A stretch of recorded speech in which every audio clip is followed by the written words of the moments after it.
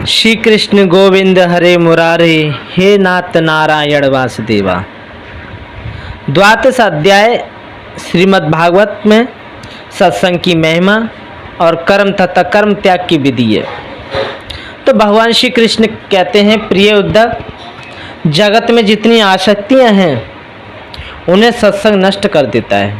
यही कारण है कि सत्संग जिस प्रकार मुझे वश में कर लेता है वैसा साधन न योग है, न सांख्य है, न धर्म पालन और न स्वाध्याय है। तपस्या, त्याग, इष्टापूर्व, दक्षिणा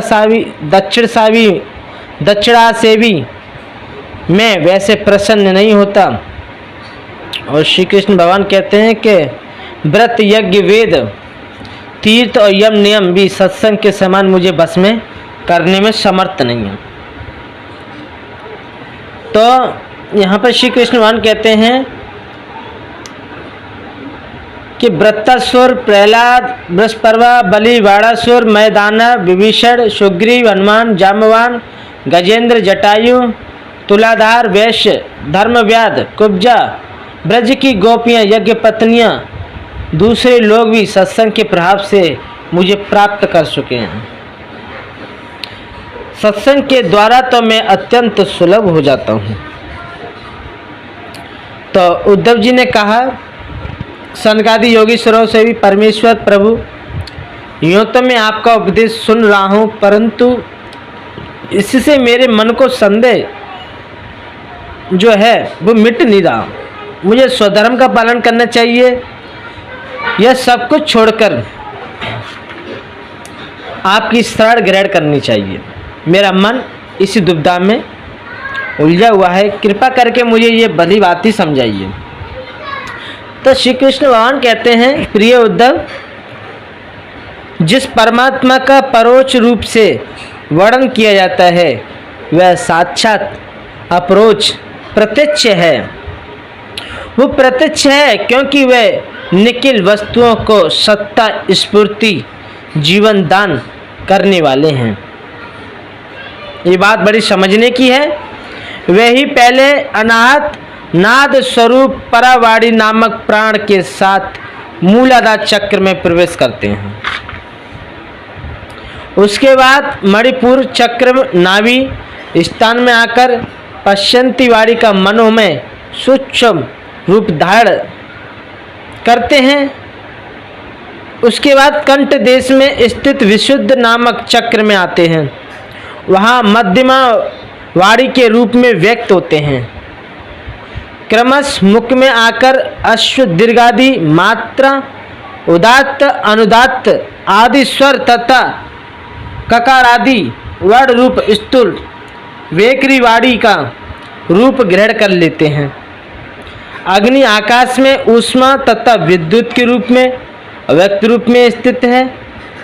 जब बलपूर्वक काष्ठ मंथन किया जाता है तब वायु की सहायता से वे पहले अत्यंत सूक्ष्म चिंगारी के रूप में प्रकट होती है, फिर आहुति देने पर प्रचंड रूप धारण कर लेती है। वैसे ही मैं भी शब्द ब्रह्म स्वरूप से क्रमश परा, पश्यंती, मध्यमा बोलना, हाथों से काम करना, पैरों से चलना, मूतेंद्रिय गुदा से बल मूत्र त्यागना, सूंघना, चखना, देखना, छूना, सुनना, मन से संकल्प विकल्प करना, बुद्धि से समझना, अहंकार के द्वारा अभिमान करना, महत्त्व के रूप में सबका ताना बाना बुनना, सत्वगुण, रजोगुण और तमोगुण के सारे विकार, कहाँ तक कहूँ समस्त कर्ता करण और कर मेरी ही अभिव्यक्तियाँ हैं।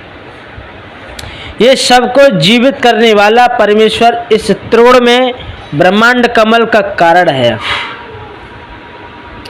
तो श्री कृष्ण भगवान कहते हैं उद्धव से कि इस संसार वृक्ष के दो बीज हैं, पाप और पुण्य। असंख्य वासनाएं हैं जड़ें, और 3 गुण जो हैं वो तने हैं।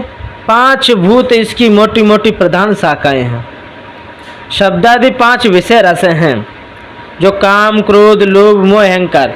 11 इंद्रियां जिनकी शाखाएं हैं, और जीव और ईश्वर 2 पंछी इसमें घोंसला बनाकर निवास करते हैं।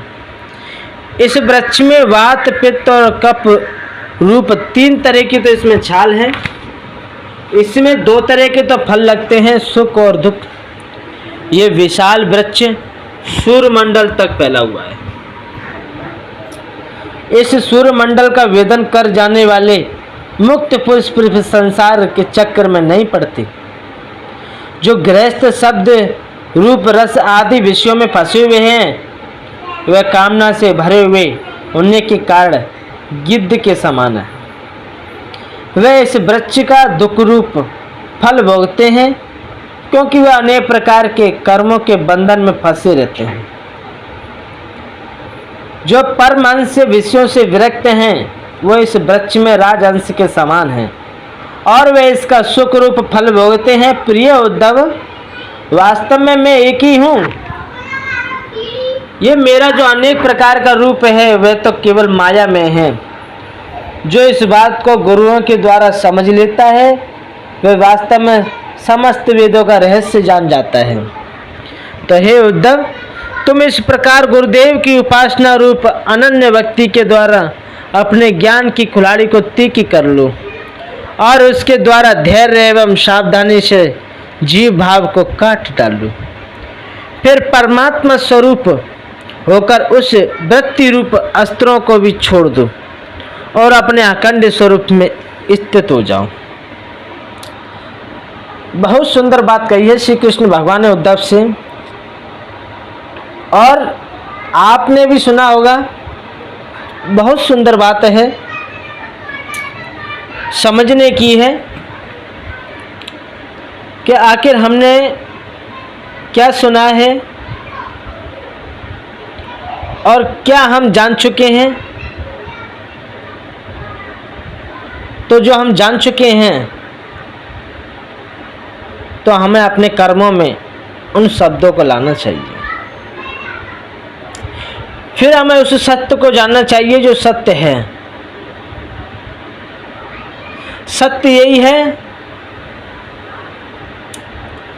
कि जो परमात्मा हमारे अंदर है, वह आपके अंदर भी है। सत्य यह है कि हम किस वजह से हम चल रहे हैं, ये शरीर किस वजह से चल रहा है, ऐसी क्या चीज है जो हम चल रहे हैं। जो वास्तविक सत्य है, इस शरीर के जाने के बाद भी वो सत्य रहेगा और इस शरीर के होने के बाद भी वो है और बाद में भी है, पहले भी था और आगे भी रहेगा। तो ये सत्य आपको जानना है। इशारे में मैंने सत्य को आपको समझाया है। आपने क्या समझा है वो कमेंट बॉक्स में लिखें। जो आपने समझा है क्या सत्य है। तो मैं अपनी वाणी को यहीं पे विराम देता हूँ। जय श्री कृष्ण, जय श्री कृष्ण।